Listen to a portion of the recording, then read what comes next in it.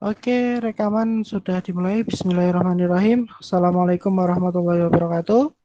Waalaikumsalam Waalaikumsalam warahmatullahi wabarakatuh. wabarakatuh.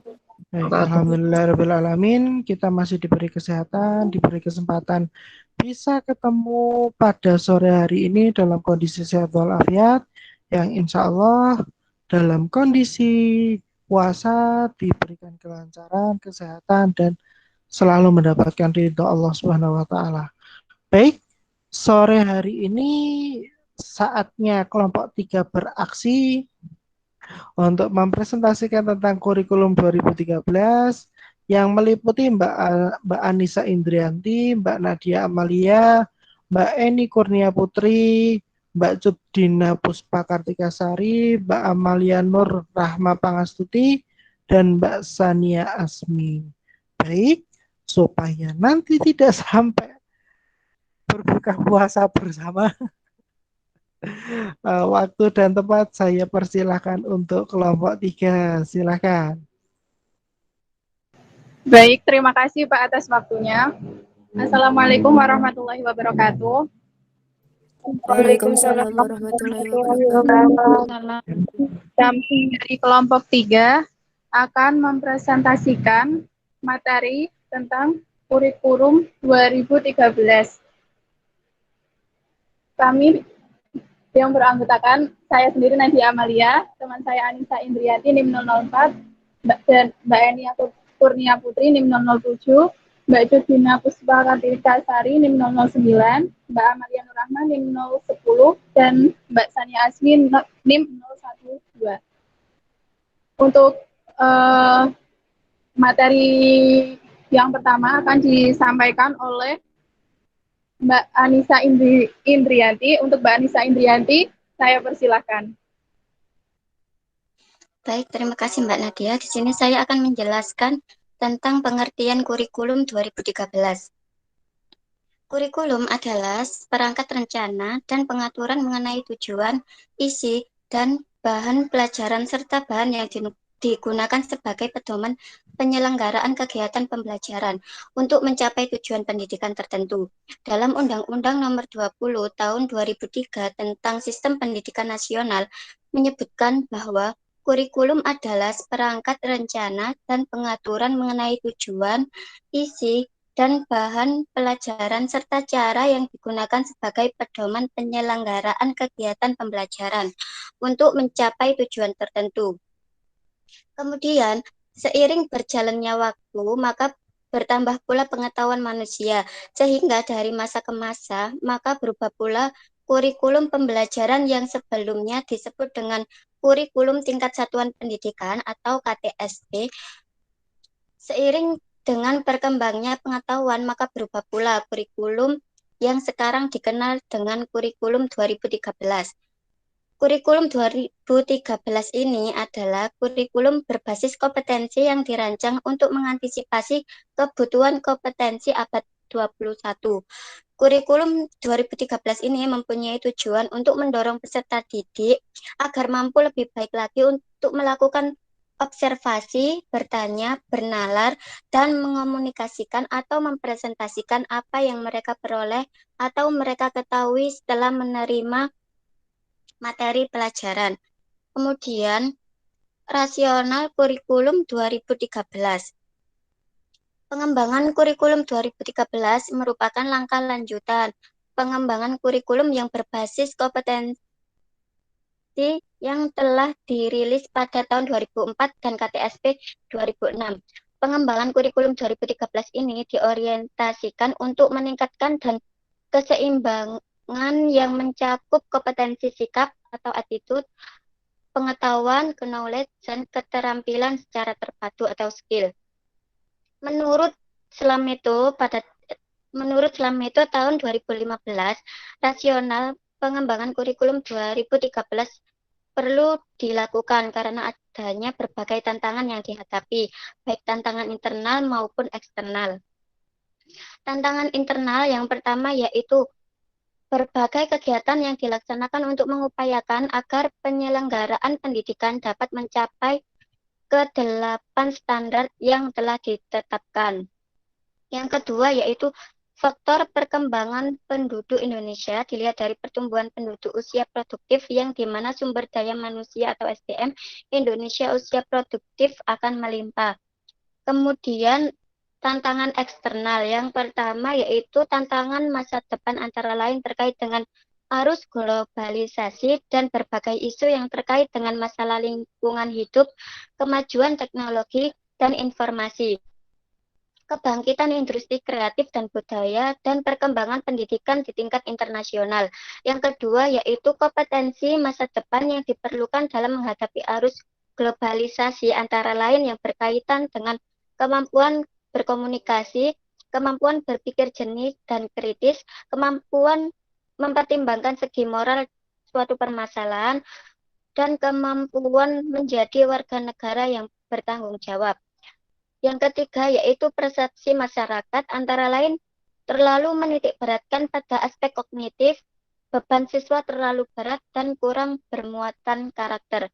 Yang keempat yaitu perkembangan pengetahuan dan pedagogik antara lain neurologi, psikologi, dan observasi, dan collaborative learning. Yang terakhir yaitu fenomena negatif yang mengemukakan antara lain perkelahian pelajar, narkoba, korupsi, plagiarisme, dan kecurangan dalam ujian. Kemudian materi selanjutnya akan dipaparkan oleh Mbak Nadia. Silakan Mbak Nadia.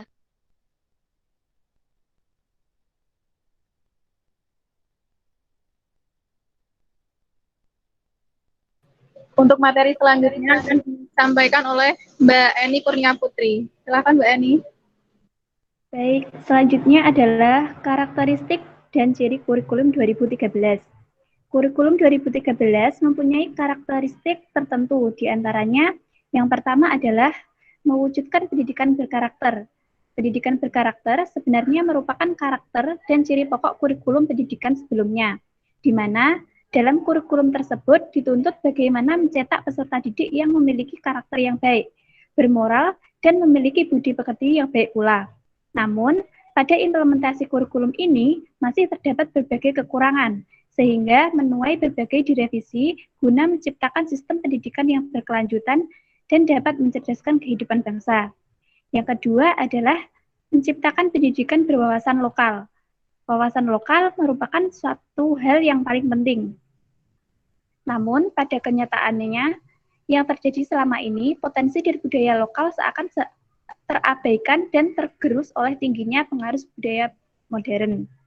Budaya yang cenderung membawa masyarakat untuk melupakan cita-cita luhur nenek moyang dan potensi yang dimilikinya dari dalam jiwa. Kemudian yang ketiga adalah menciptakan pendidikan yang ceria dan bersahabat. Pendidikan tidak hanya sebagai media pembelajaran, tetapi pada dasarnya pendidikan merupakan tempat untuk menggali seluruh potensi dalam diri. Dengan sistem pendidikan yang diterapkan pada kurikulum 2013 nantinya akan diharapkan dapat menggali seluruh potensi dari peserta didik, baik prestasi akademik maupun non-akademik. Maka dengan begitu pada kurikulum 2013 nantinya akan diterapkan pendidikan yang lebih menyenangkan, bersahabat, menarik, dan berkompeten. Sehingga dengan cara tersebut diharapkan seluruh potensi dan kreativitas serta inovasi peserta didik dapat tereksploitasi secara cepat dan tepat. Kemudian selanjutnya materi akan disampaikan oleh Mbak Nadia. Baik, selanjutnya tentang prinsip pembelajaran kurikulum 2013. Yang pertama, dari peserta didik diberitahu menuju peserta didik mencari tahu. Pola yang selama ini berlaku di mana peserta didik itu disuapi pengetahuan ini seharusnya tidak lagi untuk diterapkan. Pendidik harus memberikan peluang kepada peserta didik untuk mengeksplor dan mengkonstruksi pengetahuannya melalui sumber yang difasilitasi oleh guru. Yang kedua, dari guru sebagai satu-satunya sumber belajar menjadi belajar berbasis aneka sumber belajar.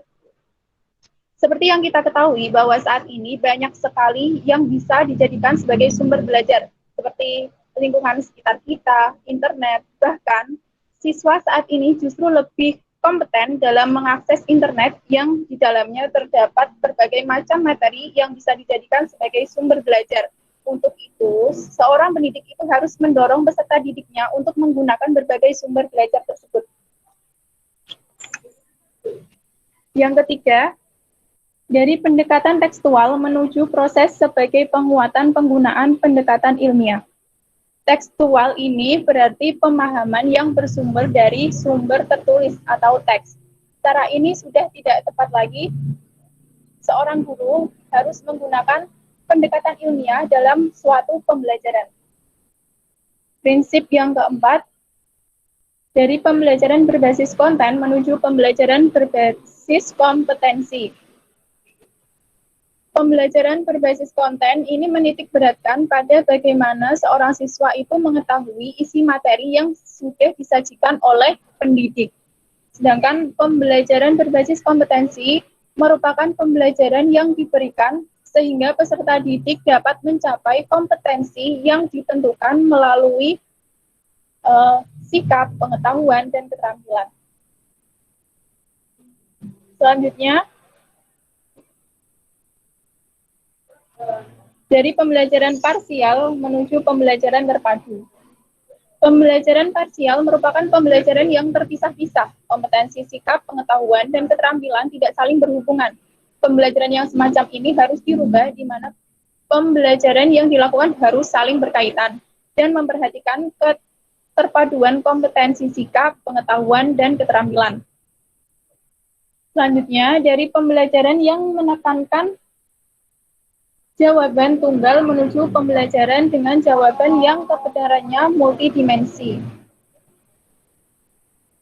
Kebenaran peserta didik tidak tunggal. Seorang pendidik harus melihat jawaban dari peserta didik dari berbagai sudut pandang. Prinsip yang selanjutnya yaitu dari pembelajaran verbalisme menuju keterampilan aplikatif. Pengetahuan yang diperoleh peserta didik bukan hanya sekedar hafalan kemudian diungkapkan, akan tetapi harus mampu dan terampil menggunakan pengetahuan tersebut untuk memecahkan suatu permasalahan. Prinsip yang selanjutnya yaitu peningkatan dan keseimbangan antara keterampilan fisikal dan keterampilan mental. Hasil proses pembelajaran yang diikuti peserta didik harus menuju peningkatan kompetensi dan adanya keseimbangan antara keterampilan fisik, hard skill, dan soft skill-nya. Selanjutnya yaitu pembelajaran yang mengutamakan pembudayaan dan pemberdayaan peserta didik sebagai pembelajar sepanjang hayat. Guru mengembangkan kebiasaan yang baik, norma-norma yang baik sesuai dengan budaya masyarakat setempat. Misalnya budaya disiplin, salam sapa, senyum, bersih, budaya bersih, penggunaan teknologi, dan lain-lain. Dalam ruang lingkup yang lebih luas, peserta didik ini perlu mengembangkan kecakapan berpikir, bertindak, berbudi sebagai bangsa, bahkan memiliki kemampuan untuk menyesuaikan dengan kebutuhan beradaptasi pada lingkungan global. Prinsip yang ke-10 yaitu pembelajaran yang menerapkan nilai-nilai dengan memberi keteladanan, membangun kemauan, dan mengembangkan kreativitas peserta didik dalam proses pembelajaran. Atau ing ngarsa sung tulodo ing madya mawan parsa dan tut wuri handayani. Dalam hal ini, seorang pendidik perlu menempatkan diri sebagai fasilitator yang dapat menjadi teladan. Pendidik harus memberikan contoh bagaimana menjadi seorang penuntut ilmu yang baik, menjadi teladan tentang bagaimana hidup patuh, menjalankan agama dan sikap dan karakter yang baik. Guru di depan menjadi teladan, di tengah peserta didiknya menjadi teman belajar, di belakang selalu mendorong, memberi semangat agar peserta didik itu tumbuh dan mengembangkan potensi dirinya secara optimal. Prinsip yang ke-11, pembelajaran yang berlangsung di rumah, di sekolah, dan di masyarakat. Dulu, seorang pendidik harus memahami bahwa pembelajaran di sekolah itu tidak cukup dengan waktu yang terbatas. Maka seorang guru perlu mendesain tugas terstruktur yang dapat dikerjakan di rumah maupun melibatkan lingkungan masyarakat. Pembelajaran harus dapat dikaitkan dengan kehidupan sehari-hari dalam keluarga maupun masyarakat. Yang selanjutnya, pembelajaran yang menerapkan prinsip bahwa siapa saja adalah guru, siapa saja adalah siswa, dan di mana saja adalah kelas. Dalam hal ini, harus terjadi komunikasi multi arah, bukan lagi komunikasi satu arah yang hanya bersumber dari seorang pendidik. Peserta didik bisa belajar dengan teman, belajar mengemukakan pendapat dan mendengarkan pendapat orang lain dengan baik. Siswa dimungkinkan menjadi model guru bagi siswa lain dan sehingga nantinya diskusi di dalam kelas itu akan terbangun dengan aktif dan kreatif. Prinsip yang ke-13 yaitu pemanfaatan teknologi informasi dan komunikasi untuk meningkatkan efisiensi dan efektivitas pembelajaran. Sesuai dengan perkembangan teknologi, khususnya dalam pembelajaran, seorang pendidik itu dituntut untuk dapat memanfaatkan teknologi tersebut dalam pembelajaran. Prinsip yang terakhir, pengakuan atas perbedaan individual dan latar belakang budaya peserta didik. Pendidik harus mengembangkan semangat menghargai sesama peserta didik, baik perbedaan individual dan latar belakang peserta didik, baik itu agama, ras, dan budaya. Dengan begitu, maka akan timbul karakter nasionalisme dalam setiap diri peserta didik. Untuk materi selanjutnya akan dijelaskan oleh pemateri selanjutnya. Silakan.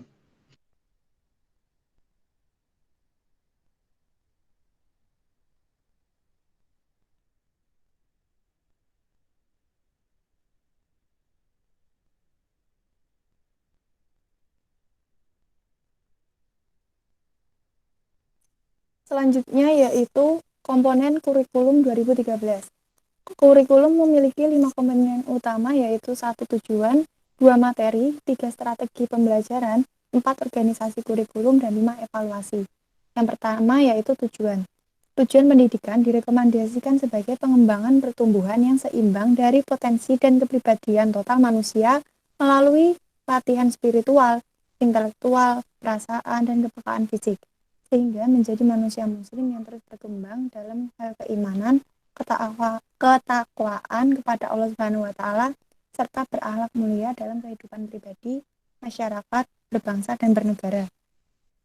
Dalam Permendikbud nomor 69 tahun 2013 dikemukakan bahwa tujuan pendidikan pada kurikulum 2013 yaitu kurikulum 2013 bertujuan untuk mempersiapkan manusia Indonesia agar memiliki kemampuan hidup sebagai pribadi dan warga negara yang beriman, produktif, kreatif, inovatif, dan afektif, serta mampu berkontribusi pada kehidupan masyarakat, berbangsa, bernegara, dan peradaban dunia.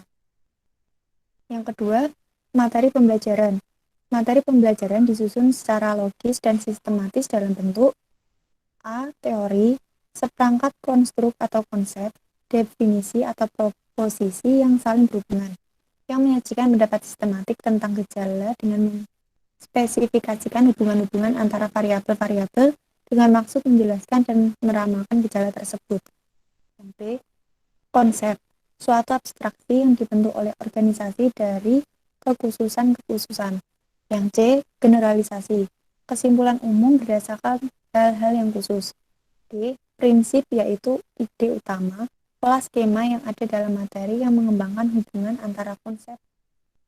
Yang E. Prosedur, yaitu seri langkah-langkah yang berurutan dalam materi pembelajaran yang harus dilakukan peserta didik.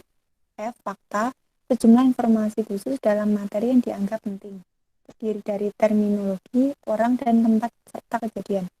G. Istilah, kata-kata pembendaharaan yang baru dan khusus yang diperkenalkan dalam materi. H. Contoh atau ilustrasi yang hal atau tindakan atau proses yang bertujuan untuk memperjelas suatu uraian atau pendapat. I. Definisi, yaitu penjelasan tentang makna atau pengertian tentang suatu hal atau kata dalam garis besarnya. J. Preposisi, yaitu cara yang digunakan untuk menyampaikan materi pembelajaran dalam upaya mencapai tujuan kurikulum.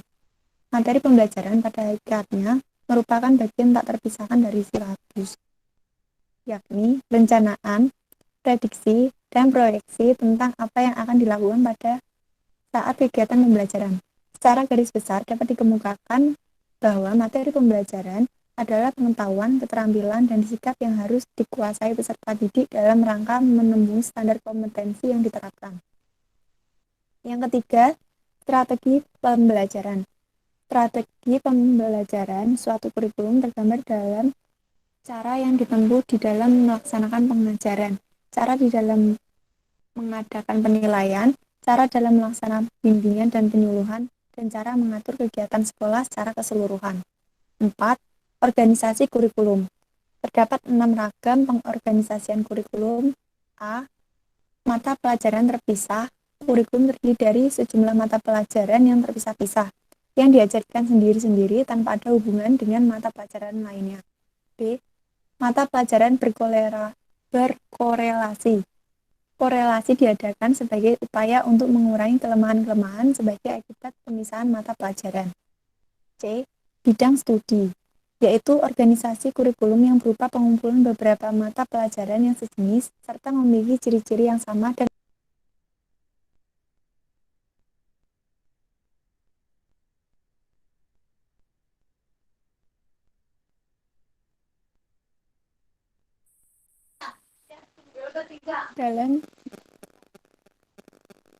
dalam suatu bidang pengajaran. D. Program yang berpusat pada anak, yaitu program kurikulum yang menitik beratkan pada kegiatan peserta didik bukan pada pelajaran. E. Inti masalah, yaitu suatu program yang berupa unit-unit masalah di mana masalah-masalah diambil dari suatu mata pelajaran tertentu. F. Elektrik program, yaitu suatu program yang mencari keseimbangan antara organisasi kurikulum yang terpusat pada mata pelajaran dan peserta didik. Yang kelima, evaluasi kurikulum. Evaluasi kurikulum dimaksudkan untuk memeriksa kinerja kurikulum secara keseluruhan ditinjau dari berbagai kriteria. Indikator kerja yang dievaluasi tidak hanya terbatas pada efektivitas saja, namun juga relevansi, efisiensi, kelaikan program, luas atau tidaknya suatu program. Evaluasi kurikulum sebenarnya ditentukan oleh tujuan diadakannya evaluasi kurikulum. Salah satu komponen kurikulum paling penting yaitu dievaluasi berkenaan dengan proses dan hasil belajar siswa. Selanjutnya akan disampaikan oleh Mbak Rahma. Selanjutnya adalah landasan pengembangan kurikulum 2013. Dalam setiap pengembangan kurikulum pasti ada landasan-landasan yang digunakan. Berikut ini landasan-landasan yang digunakan dalam pengembangan kurikulum 2013. Yang pertama adalah landasan filosofis. Landasan filosofis itu terbagi menjadi dua. Yang pertama ada filosofis Pancasila yang memberikan beberapa prinsip dasar dalam pembangunan pendidikan.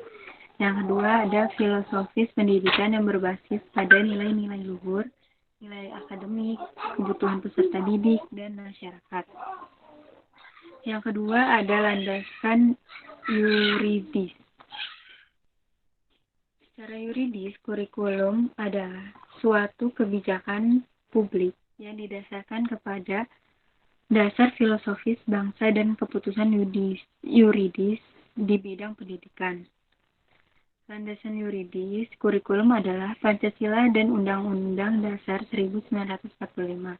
Undang-Undang Nomor 20 Tahun 2003 tentang Sistem Pendidikan Nasional.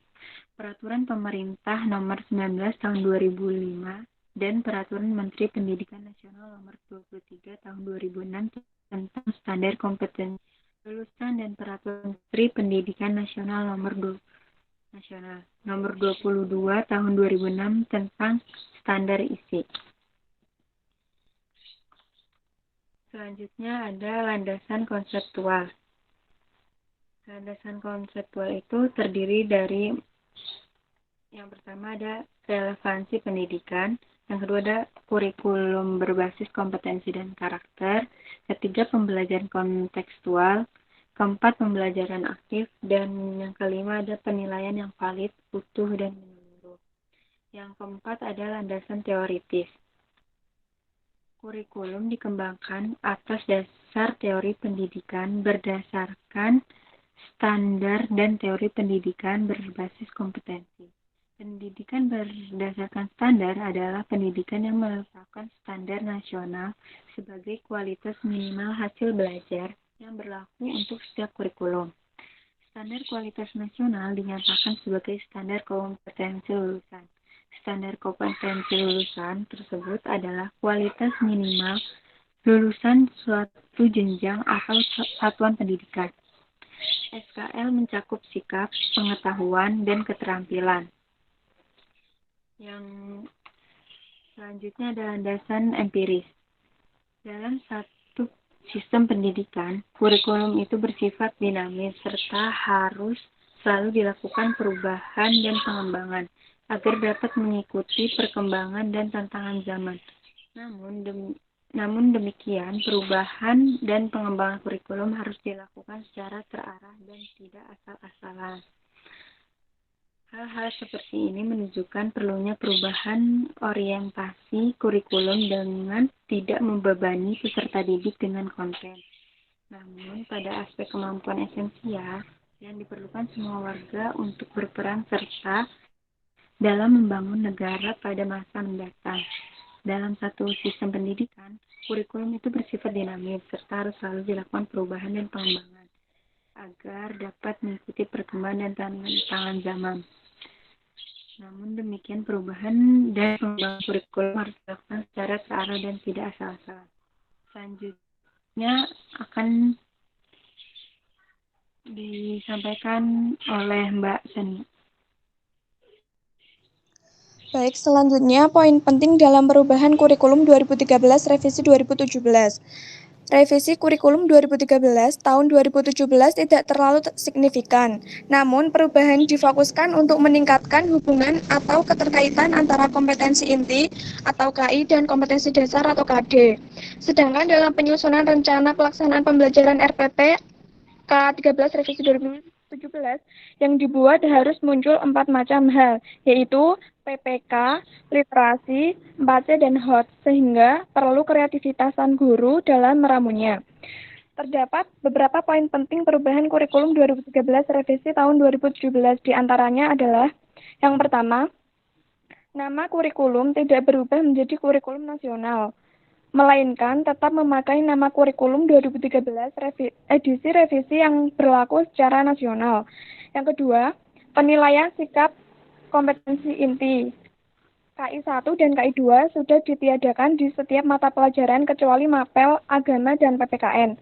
Namun demikian, kompetensi inti tetap dicantumkan dalam penulisan RPP atau rencana pelaksanaan pembelajaran. Yang ketiga, tidak ada 2 nilai praktek dalam 1 KD, maka yang diambil adalah nilai yang tertinggi. Perhitungan nilai keterampilan dalam 1 KD dijumlahkan praktek, prodik, portofolio, dan diambil nilai rata-rata untuk pengetahuan. Bobot penilaian harian dan penilaian akhir semester itu sama. Yang keempat, pendekatan saintifik 5M bukanlah satu-satunya metode dalam mengajar dan apabila digunakan, maka susunannya tidak harus berurutan. Yang kelima, silabus Kurtilas edisi revisi lebih ramping, hanya 3 kolom yaitu KD, materi pembelajaran, dan kegiatan pembelajaran. Yang keenam, perubahan terminologi ulangan harian menjadi penilaian harian. UAS menjadi penilaian akhir semester untuk semester ganjil dan penilaian akhir tahun untuk semester genap. Sedangkan untuk ulangan tengah semester atau UTS sudah tidak ada lagi dan langsung ke penilaian akhir semester atau penilaian akhir tahun. Yang ketujuh, dalam RPP tidak perlu disebutkan nama metode pembelajaran yang digunakan dan materi dibuat dalam bentuk lampiran dengan rubrik penilaian, jika ada. Yang 8, skala penilaian menjadi 1 sampai 100. Penilaian sikap diberikan dalam bentuk predikat dan deskripsi. Yang ke-9, remedial diberikan untuk yang memperoleh hasil atau nilai kurang. Namun, sebelumnya siswa harus diberikan pembelajaran ulang. Nilai remedial adalah nilai yang dicantumkan dalam hasil. Yang ke-10, mengintegrasikan penguatan penilaian pendidikan karakter atau PPK di dalam pembelajaran. Karakter yang diperkuat terutama 5 karakter, yaitu religius, nasional, aja dari tadi buka tutup.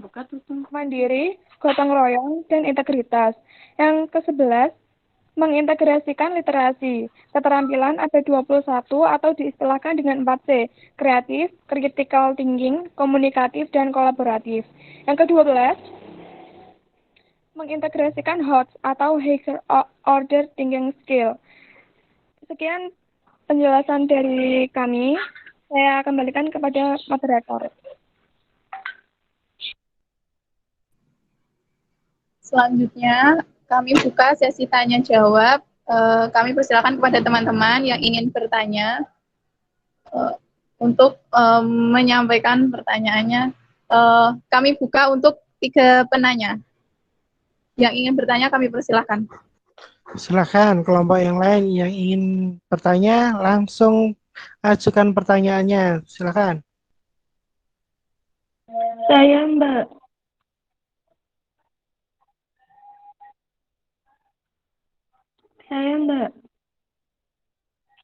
Silakan Mbak Fitri.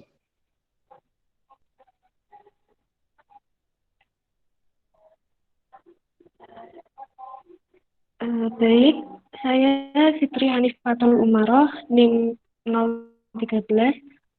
Saya ingin bertanya, bagaimana sih implementasi kurikulum 2013 di masa pandemi COVID saat ini? Terima kasih.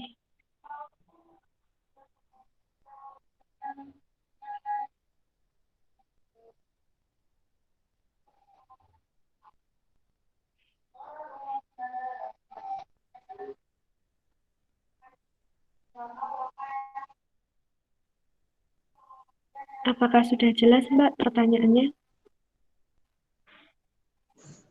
Iya, Mbak Fitri. Jadi pertanyaannya, bagaimana implementasi kurikulum 2013 di masa COVID-19 ini ya, Mbak ya? Iya, Mbak. Terima kasih, Mbak Fitri, atas pertanyaannya.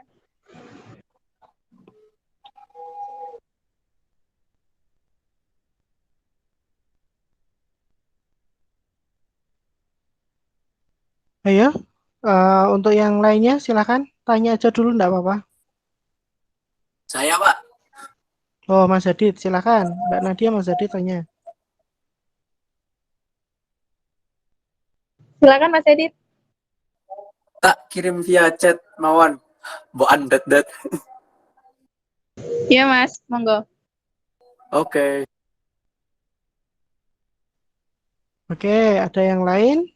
Ya, ditunggu Mas Yan untuk kelompok 3. Silakan kelompok yang lain.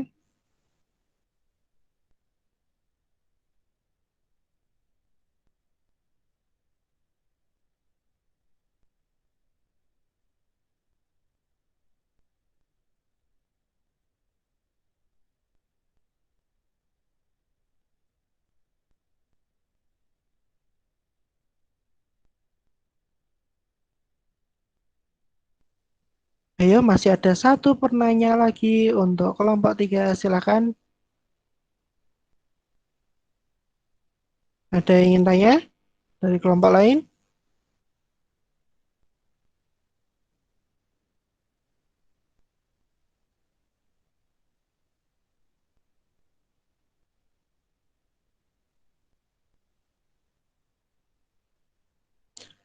Oke, kalau tidak ada yang bertanya, Pak Widi yang tanya.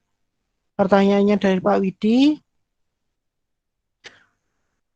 apa yang mendasari adanya revisi dari kurikulum 2013 menjadi kurikulum 2013 revisi? Yang paling mendasari kenapa terjadinya revisi? Mungkin bisa dijelaskan.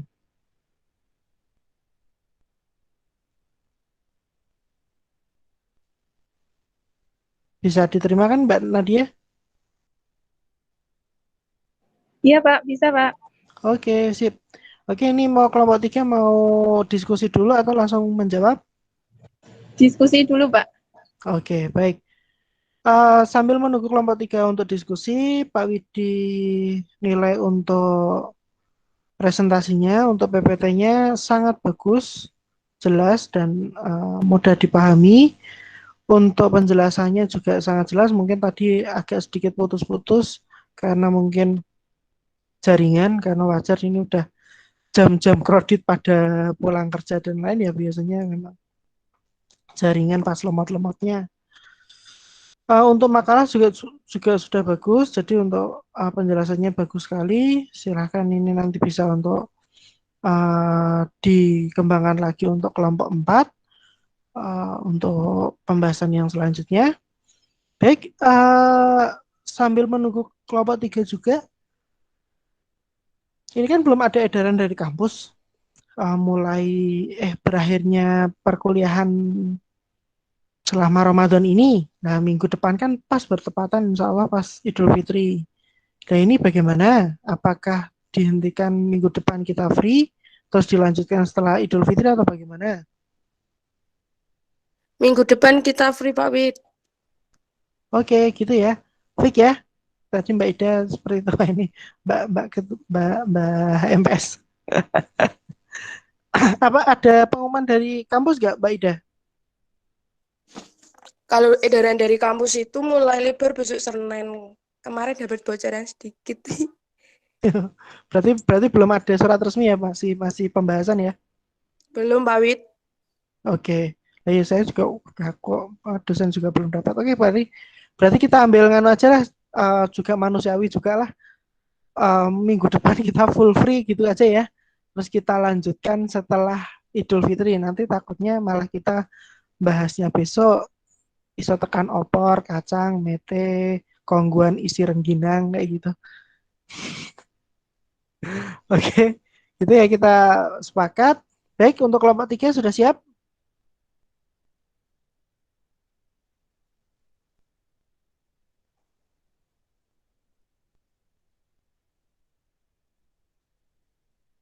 Bagaimana? Kelompok 3? Sebentar Pak, mohon Oke. waktunya sebentar lagi. Ya, kok nek selak bukong kok ndak dimarahi Mbak Ida nanti.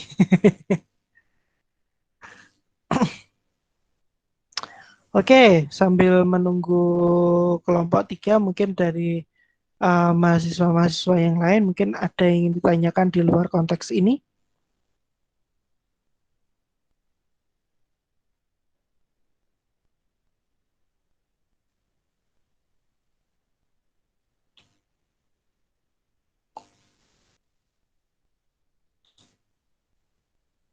Tidak ada?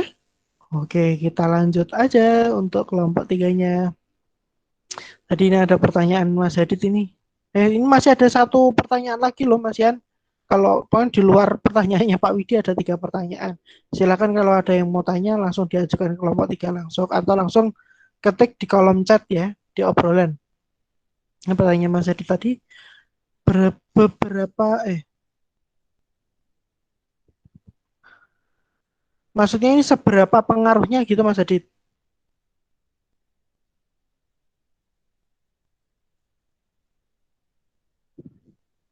Mas Hadid?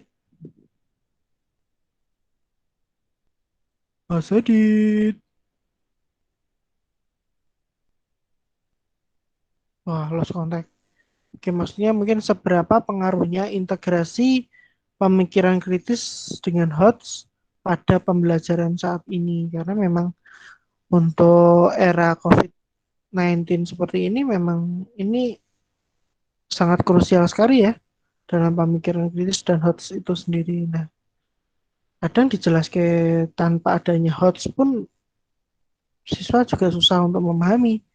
Jadi ya coba nanti biar kelompok 3 bagaimana menjawabnya. Nanti yang pertanyaan pertama malah Pak Widi kurang terkopi.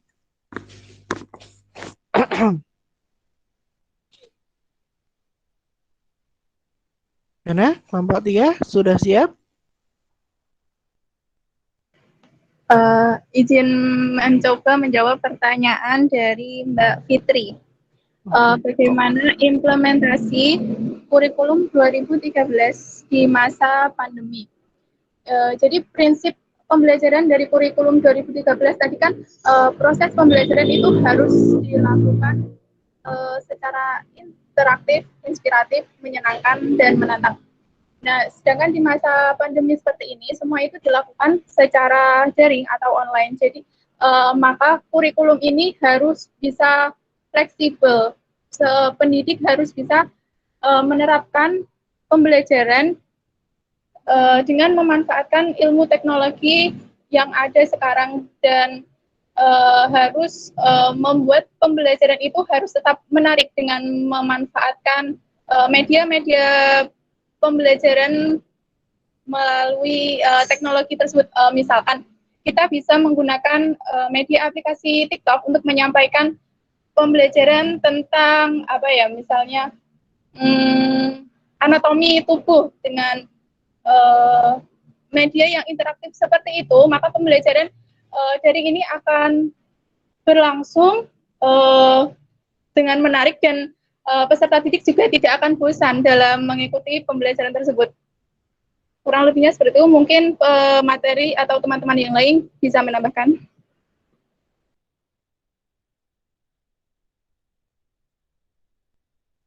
Baik, jadi memang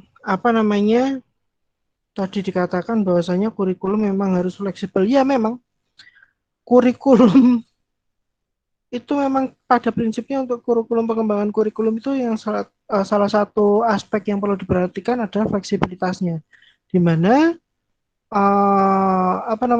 yang tahu keadaan yang ada di lapangan kan otomatis guru dan sekolahan dan murid serta lingkungan ya. Jadi memang harus fleksibel, apalagi kondisi COVID-19 seperti ini, yang semuanya harus daring dan lain-lain. Nah, bagaimana guru itu harus peka terhadap keadaan siswa itu seperti apa, walaupun memang tidak memungkiri juga guru juga orang tua bagi anak-anaknya juga posisi juga bingung, apalagi sekarang yang jadi masalah itu adalah pengawasan dari orang tua untuk proses pelaksanaan pembelajarannya. Nah, ya tidak memungkiri orang tua juga sibuk dengan pekerjaan untuk mencari nafkah. Nah, bagaimana dengan itu? Nah, kemarin juga pemerintah sudah mencoba, tapi yang memang belum maksimal, terutama tentang jaringan dan lain-lain. Kenyataannya memang jaringan sampai detik ini masih kurang stabil ya, apalagi kuota tadi pada update status tentang kuota gratis. Nah, itu tapi memang itulah dilematik yang ada di lapangan. Nah, bagaimana dengan cara untuk mengimplementasikan kurikulum 2013 di masa pandemi ini? Sebenarnya tidak ada masalah, tinggal kreativitas dari guru tersebut. Bagaimana dia peka bahan-bahan apa yang mudah didapati di lingkungan sekitar si peserta didik tersebut. Misal seperti kalian kan mengikuti perkuliahannya Bu Anggun. Nah, di situ kan praktikumnya sekarang juga mengacu pada bahan-bahan yang ada di sekitar dalam kehidupan sehari-hari kalian. Nah, itu memang salah satu bentuk untuk pelaksanaan dalam kurikulum 2013 itu tanpa mengurangi esensi pesan dari kurikulum 2013, pelaksanaan pembelajaran dalam kurikulum 2013 hanya saja memang menggunakan bahan-bahan yang mudah dan pasti ada dalam kehidupan sehari-hari. Mungkin asam basah, bisa menggunakan sabun dan lain-lain, jeruk dan lain-lain. Nah, kalau keinget jeruk itu seger ya. Nah, itu terus indikator asam basah itu bisa menggunakan bahan-bahan alami. Nah, itu kan masih mudah didapat dan peserta didik masih mau. Dan tinggal memang sebenarnya yang jadi masalah itu adalah pendampingan dari orang tua untuk pelaksanaan pembelajarannya. Yang hasil kalau tidak ada pendampingan, bocah-bocah dolanan layangan, malah dolan game online.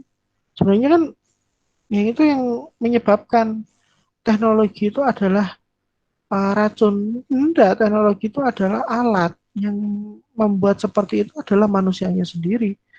Mau dibuat baik ya bisa baik, mau dibuat negatif ya sangat bisa dibuat negatif. Tergantung si pengguna itu dia bisa membentengi diri nggak, atau bisa mengontrol diri nggak dalam penggunaan media tersebut atau penggunaan alat teknologi tersebut. Jadi sangat aneh, teknologi itu adalah racun. Loh, pisau itu kalau kita niatkan untuk negatif ya bisa untuk membunuh. Tapi pisau itu kita niatkan atau kita gunakan untuk hal positif, bisa untuk merajang makanan, menyiapkan es buah untuk buka puasa, merajang-rajang buah yang segar-segar. Itu kan juga bisa. Nah, itu tergantung memang si pengguna alat tersebut. Jadi ya kembali lagi ke manusianya masing-masing. Nah, dalam konteks kurikulum 2013 ini seperti apa yang sudah dijelaskan tadi ya, memang eh, banyak hal bisa digunakan. Sekarang lagi ngehit TikTok, di TikTok pun juga banyak kok yang menggunakan media TikTok untuk pembelajaran, banyak di sana. Media untuk dakwah juga banyak di sana. Jadi tidak ada alasan sebenarnya di masa pandemi ini untuk tidak melakukan pembelajaran. Hanya saja memang kita terkendala di jaringan. Walaupun menggunakan WiFi dengan kecepatan tinggi pun kalau jaringannya kurang bagus ya percuma, seperti itu. Ini ada Mas Desi untuk tambahan pada saat apa tadi Mas Desi? Barak. Pada saat pandemi COVID-19, Kemdikbud telah mengeluarkan kurikulum darurat. Nah, memang kurikulum darurat itu tapi tidak mengurangi esensi dari kurikulum 2013. Memang itu kurikulum darurat, tapi kalau bisa tidak mengurangi esensi dari kurikulum 2013. Isi dari kurikulum darurat itu sendiri itu cenderung pada proses pelaksanaannya. Mungkin jamnya dikurangi, terus harusnya mungkin waktunya berapa lama, karena kan seperti halnya ya harusnya kalau kampus seandainya dikurangi, mulai udah seneng nggak ya waktunya. Mungkin Pak Widi jam 7 sampai jam maghrib kayak gini masih ngajar full ya, alhasil memang dampak positifnya kita bisa mengajar langsung, kita bisa berinteraksi langsung dengan mahasiswa, tapi dampak negatifnya memang di kesehatan terutama. Seperti Pak Widi kemarin minusnya akhirnya tambah. Jadi kan model seperti itu kan tidak ada yang bisa mengcover, tidak ada yang bisa memprediksi. Itu belum apa namanya kita harus menyiapkan anggaran lebih untuk siaga ketika peralatan kita mungkin ada yang bermasalah. Itu kan memang tidak bisa kita prediksi itu. Nah, memang harus ya yang perlu Pak Widi sayangkan memang dari peran pemerintah masih belum maksimal dalam apa namanya membantu dalam pelaksanaan pembelajaran selama COVID-19. Itu yang Pak Widi bisa tambahkan.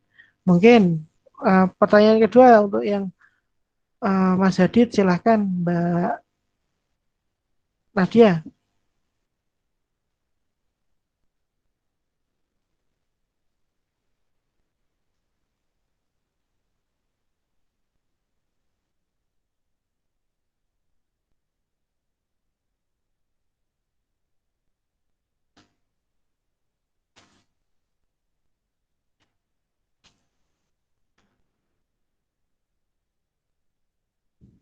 Gimana untuk pertanyaannya Mas Hadid, Mbak Nadia, dan kelompok 3 silakan. Iya Pak, sebentar Pak. Atau pertanyaannya saya dulu aja, enak itu gampang.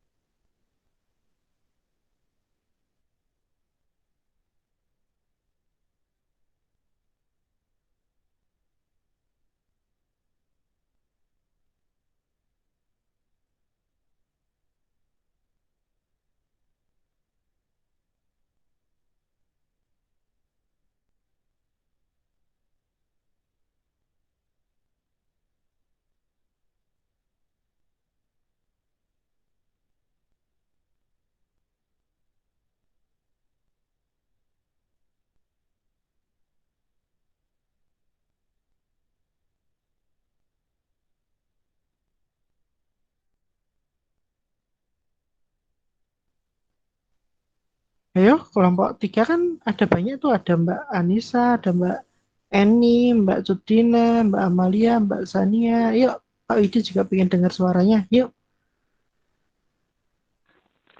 Izin menjawab pertanyaan Bapak. Oke. Jadi, hal yang mendasari perubahan kurikulum 2013 jadi revisi itu mungkin menurut kelompok kami yang pertama itu karena perkembangan iptek. Kan perkembangan iptek dalam berbagai cabang ilmu pengetahuan yang diajarkan oleh di sekolah menghasilkan diketemukannya teori-teori yang lama. Di lain pihak juga, perkembangan di dalam ilmu pengetahuan psikolog, komunikasi, dan lain-lainnya menimbulkan diketemukannya teori dan cara-cara baru dalam proses belajar mengajar. Dan yang kedua itu karena pertumbuhan yang pesat dari penduduk dunia menyebabkan cara atau pendekatan yang telah digunakan selama ini itu kurikulum itu perlu ditinjau kembali dan perlu diubah agar memenuhi kebutuhan akan pendidikan yang semakin besar. Kedua faktor tersebut itu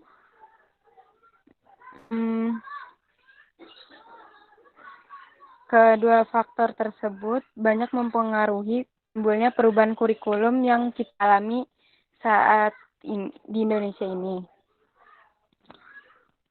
Menurut kelompok kami seperti itu, Pak. Izin menambahkan jawaban terkait pertanyaan dari Pak Widi. Boleh. Kurikulum 2013 itu telah memasukkan sebuah konsep dasar yang meredusir kekayaan kompleksitas proses belajar yang sesungguhnya. Nah, itulah yang perlu direvisi. Revisi ini terutama justru mengembalikan hakikat proses belajar yang melampaui sekadar pengembangan sikap spiritual, sosial, pengetahuan, dan keterampilan. Terima kasih. Mungkin teman-teman mau ada yang menambahkan? Izin menambahkan, Pak.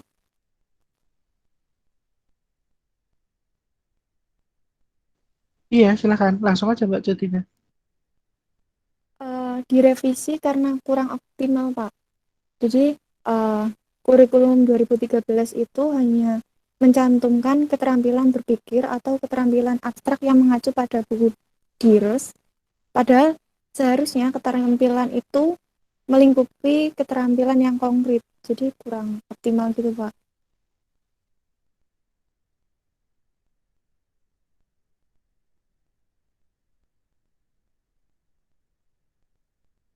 Oke lah, kekurangan optimalnya itu di bagian mana? Coba.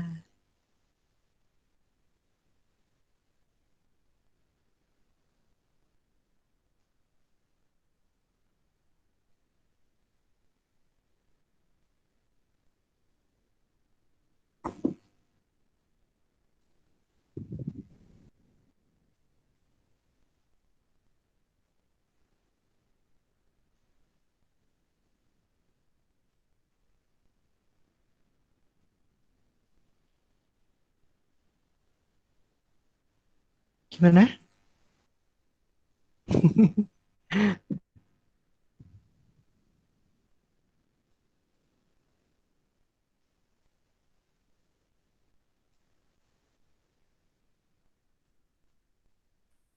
Gimana? Ada yang bisa menjawab?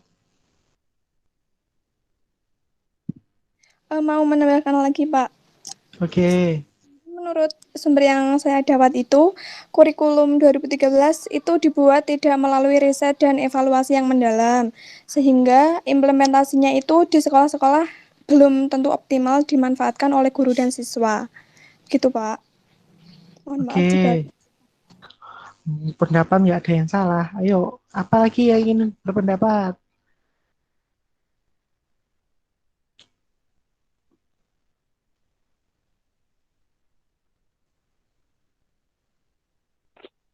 Izin menambahkan, Pak. Ya. Kurikulum 2013 ini direvisi karena ada beberapa substansi atau isi kurikulum yang perlu diadakan pembenahan. Yang pertama yaitu dari sisi substansi teori taksonomi, yang kedua dari langkah-langkah pendekatan saintifik, yang ketiga jumlah mata pelajaran dari 12 menjadi 10. Terus yang keempat teknologi ilmu komputer yang menjadi media semua mata pelajaran. Yang kelima yaitu mata pelajaran yang bermuatan lokal.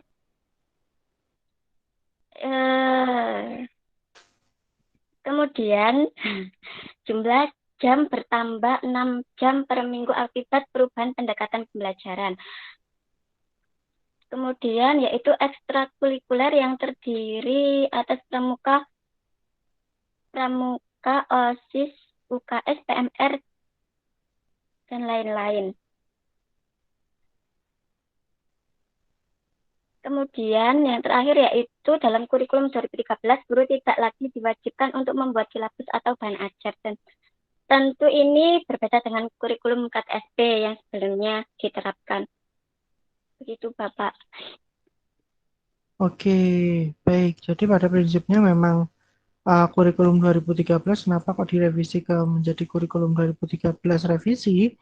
Itu yang pertama memang tadi ketika implementasi kurikulum 2013 itu terkesan tergesa-gesa karena memang harusnya dalam mengimplementasikan kurikulum guru kan harusnya dilatih dulu, diberikan sosialisasi skala kecil dulu, baru diuji coba skala besar, barulah muncul kurikulum baru itu seperti apa. Tapi dalam kenyataan di lapangan, kurikulum 2013 malah justru diimplementasi baru guru dilatih semuanya. Nah, padahal baru dilatih kurikulum langsung direvisi. Nah, itu kan ya berat-berat juga ya, jadi kondisi seperti itu ya. Jadi memang perlu ada hal apa sih yang menyebabkan kurikulum 2013 itu menjadi kurikulum 2013 revisi. Salah satunya adalah penilaiannya. Dalam kurikulum 2013 yang awal itu ada 4 aspek penilaian. Penilaian aspek religius, penilaian aspek sosial, penilaian aspek pengetahuan, dan penilaian aspek keterampilan. Nah, jika satu guru itu menilai 4 aspek itu pada satu murid, ya itu nek satu kelas murid ada 30, berarti 4 kali 30 ada 120 kali penilaian. Dan saya nggak mungkin satu guru itu hanya menilai satu kelas saja, dia pasti mengajar juga mungkin 4 kelas, 5 kelas, ya tinggal dikalikan pada waktunya sangat mepet. Alhasil guru menjadi sibuk dalam menilai daripada ketimbang menjadi seorang fasilitator sebagai kepada anak. Nah, itu yang menjadi kajian dalam kurikulum 2013 direvisi menjadi kurikulum 2013 revisi. Nah, dalam kurikulum 2013 revisi lebih ditekankan penilaian pada aspek pengetahuan dan aspek keterampilan. Hanya saja aspek religius dan sosial itu melebur pada penilaian aspek pengetahuan. Jadi mungkin dalam soalnya juga kalian bisa kaitkan dengan aspek religius atau konsep katakan IPA kan lebih mudah ya dalam mengkaitkan dalam aspek religius. Kemarin juga sudah mengikuti perkuliahan Pak Munawar kemarin ya.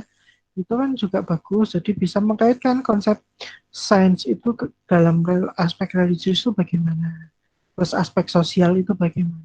Itu kalian leburkan dalam soal pengetahuan. Nah, di situ makanya dikenal dalam kurikulum 2013 ini lebih concern pada soal-soal yang bersifat HOTS atau High Ordinary Thinking Skill atau keterampilan proses berpikir tingkat tinggi. Jadi dalam menganalisis dan bla bla bla bla sehingga dia mampu mengkomunikasikan atau pada aspek aktualisasi diri di situ. Nah, itu salah satunya dan ada macam-macam sih di situ termasuk jam belajarnya juga, terus konten yang ada di dalam bukunya juga. Jadi memang karena kurikulum 2013 itu dengan kurikulum yang lama-lama itu sangat berbeda ya. Jadi dulu hanya sebagai transferring ilmu, tapi kalau dalam kurikulum 2013 itu konstruktif atau mengkonstrukkan ilmu tersebut atau mengkonstrukkan pengetahuan itu di peserta didik. Nah, itu kan tidak apa dengan mudahnya dan perlu membutuhkan waktu yang lebih lama daripada untuk transferring ilmu. Tapi memang jangkauan atau melekat pada si peserta didik itu jauh lebih lama dalam ketika kita mengembangkan atau mengajarkan suatu konsep itu secara konstruktif. Jadi menggunakan bahasa si peserta didik itu sendiri, memunculkan pengetahuannya itu dari proses berpikirnya peserta didik itu sendiri. Jadi itu lebih mudah dan lebih melekat pada peserta didik. Nah, itu memang kita melihat dari konstruk dari kurikulum 2013. Karena memang pada awal implementasi kurikulum 2013 masih aja guru hanya sebagai transferring, guru hanya sebagai ceramah, tanpa harus mencoba peserta didik itu untuk secara konstruktif. Jadi di situ mungkin diberikan kasus atau mungkin dengan discovery anak-anak diajak menjelajah, terus mengadakan kajian pustaka dan lain-lain, mengajak peserta didik ke museum dan lain-lain. Tapi masih mengandalkan dengan konsep ceramah. Nah, itu yang kadang tidak match antara pesan yang diinginkan kurikulum 2013 dengan implementasinya yang berada di lapangan. Sehingga nanti guru itu akan kebingungan dalam penilaian, karena penilaian kurikulum 2013 kan ada deskripsinya ya. Nah, itu yang tidak match. Nah, guru sedang dilakukan pelatihan, direvisi. Nah, itu memang tidak heran masyarakat mengatakan bahwasanya memang kurikulum ini adalah kurikulum yang dipaksakan, tapi sebenarnya tidak. Ketika memahami dalam pengembangan kurikulum itu perlu ada aspek R&D-nya itu dulu. Saya kira implementasi kurikulum 2013 akan jauh lebih mudah. Dan di sisi lain, penunjukan dalam pelatihan kurikulum 2013 itu malah justru ke guru-guru yang sudah sepuh, guru-guru yang sudah mungkin mendekati dengan masa pensiun, kan ya bisa dikatakan percuma, karena guru-guru pada umur tersebut sudah berorientasinya dia sudah capek dan ingin beristirahat.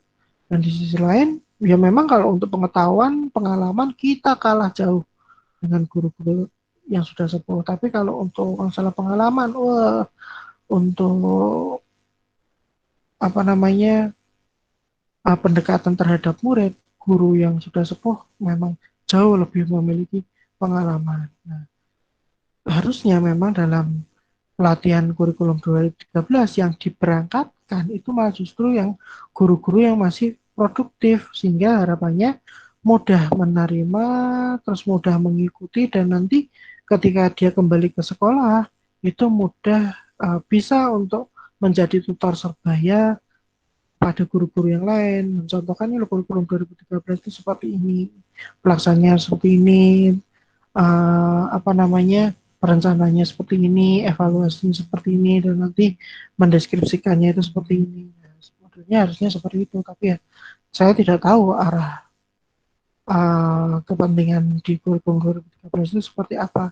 Kalau memang pengen serius, harusnya modelnya seperti itu, terutama yang diikutkan pelatihan, karena memang kalau guru sepuh kalau suruh mengikuti perkembangan IT agak susah, padahal dalam kurikulum 2013 ini bisa dikatakan wajib guru itu harus bisa mengkaitkan dalam penggunaan IT dalam pembelajaran. Begitu tambahan dari Pak Widi.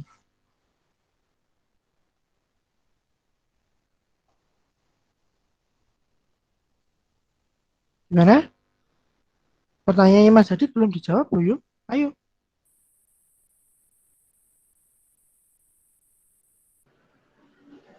Baik, saya akan mencoba menjawab pertanyaan dari Mas Hadid. Yang mana pertanyaannya adalah seberapa pengaruhnya integrasi critical thinking dan HOTS pada pembelajaran saat ini. Pembelajaran HOTS merupakan cara berpikir yang lebih tinggi daripada menghafal fakta, mengemukakan fakta, dan menerapkan peraturan, rumusan, dan prosedur. Jadi pembelajaran HOTS ini membiasakan peserta didik untuk menganalisis suatu permasalahan.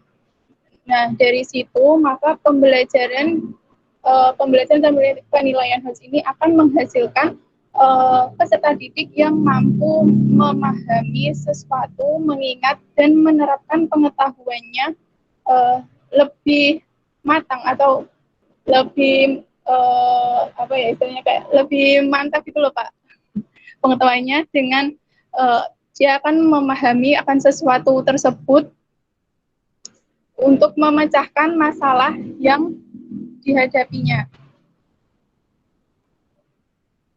Untuk teman-teman yang lain mungkin akan menambahkan, saya persilahkan. Izin menambahkan Bapak. Ayo langsung aja. Kok Yeah. minta izin? Pengaruh integritas ini sangat berpengaruh ya dalam dalam pembelajaran saat ini. Karena yang pertama dapat memberi kesempatan seluas-luasnya untuk siswa dalam menggali dan mengajukan informasi. Yang kedua ini HOTS itu HOTS ini tidak membatasi siswa dalam pengajuan dugaan, gagasan maupun pendapat melalui inquiry ataupun membuat konjektur. Kemudian yaitu siswa dapat mencari berbagai alternatif jawaban maupun penyelesaian. Dan yang terakhir yaitu dengan ini siswa dapat memberikan kesimpulan dengan kreativitasnya sendiri. Begitu. Oke, baik Pak Widi tambahi bahwasanya pertanyaannya Pak Mas Hadi tadi seberapa pengaruhnya integrasi pemikiran kritis dan HOTS pada pembelajaran saat ini? Ya, sangat pengaruh dan sangat berarti dalam pembelajaran saat ini karena memang prinsip HOTS itu adalah high ordinary thinking skill itu adalah berpikir kritis. Nah, berpikir kritis di sini yang terpenting masih dalam koridor apa yang sedang dibahas. Jadi memang aspek-aspek di banyak hal di situ. Nah, perlu adanya integrasi antara HOTS dan berpikir kritis ini dalam pembelajaran karena memang perintah dari kurikulum 2013 itu sendiri yang sudah saya singgung tadi, bahwasanya harus proses pengetahuannya itu secara konstruk. Nah, secara konstruknya itu kita pengen mancing atau menanamkan si peserta didik, kita menjelaskan konsep itu dari diri peserta didik itu sendiri. Jadi pengetahuan awal peserta didik itu sendiri bagaimana kita kembangkan, mereka coba bagaimana cara mengembangkannya,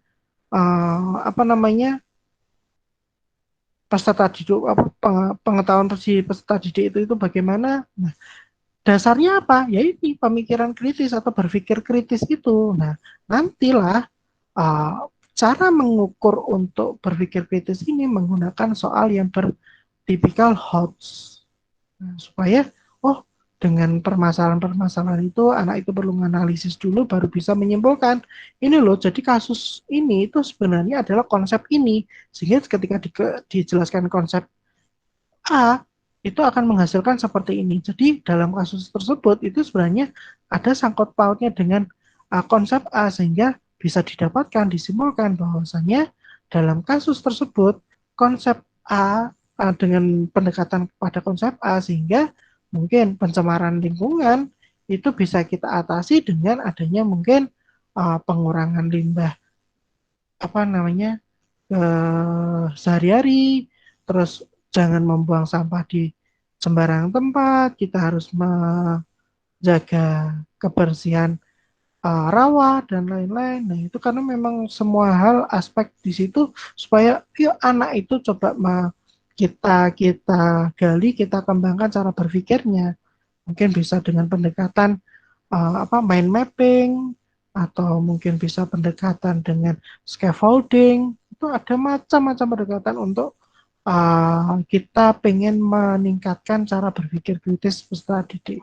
Begitu kan, ini sangat sangat berpengaruh sekali antara pemikiran berpikir kritis dengan hot pada pembelajaran di kurikulum 2013. Gitu dari Pak Widi. Mungkin ada tambahan yang lain?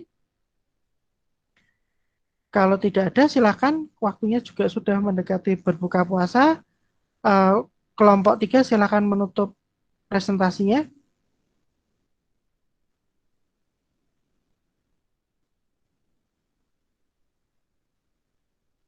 Mbak Nadia tadi, silakan ditutup presentasinya pada sore hari ini. Iya, Pak.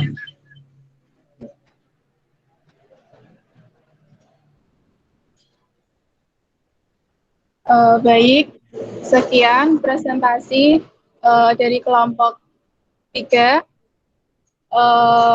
Kurang lebihnya kami mohon maaf apabila ada salah-salah kata atau jawaban yang kami berikan kurang tepat, kami mohon maaf. Wassalamualaikum warahmatullahi wabarakatuh. Waalaikumsalam warahmatullahi wabarakatuh. Baik, terima kasih untuk kelompok 3, apresiasi setinggi-tingginya untuk kelompok 3. Persiapkan untuk kelompok 4, besok kelompok 4, kelompoknya siapa?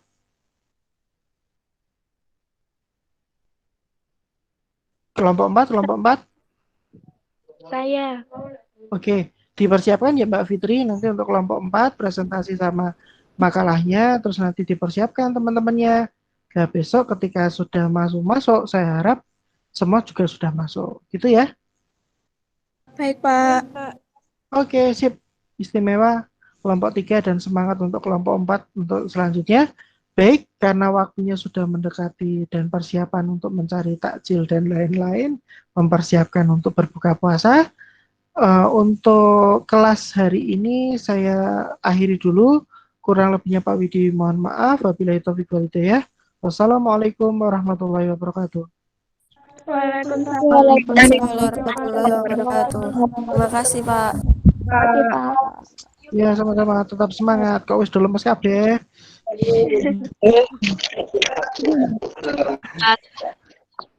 Oke.